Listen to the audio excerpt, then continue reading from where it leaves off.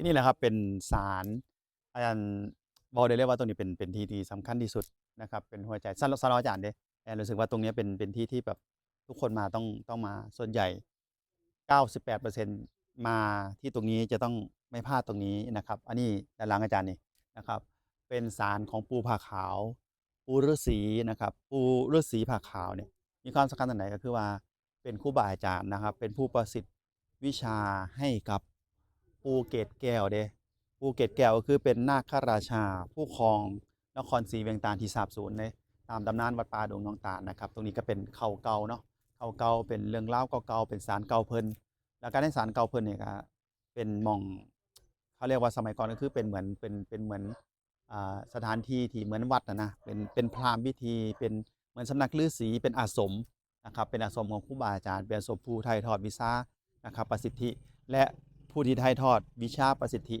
ก็คือฤาษีเนาะสมัยก่อนก็เป็นฤาษีนักบวชฤาษีผู้ถือศีลแล้วก็เพิ่นเอิ้นว่าปู่ผาขาวก็อยู่นี่แหละครับอยู่หลังของอาจารย์เนี่ยนะครับเป็นกายมนุษย์นะครับเป็นผู้เฒ่านั่งอยู่ในศาลแล้วคนที่มาที่ตรงเนี้ยนะก็จะมาอธิษฐานตรงนี้นะครับขึ้นไปบนศาลท่านอธิษฐานเชื่อมโยงบารมีบ่ว่าจะเป็นหน้าที่การงานโชคลาภว่าอิหยังก็ตามที่ตั้งจิตตั้งใจมาขอพรบารมีมาเชื่อมโยงอธิษฐานซึ่งสถานที่ตรงเนี้ย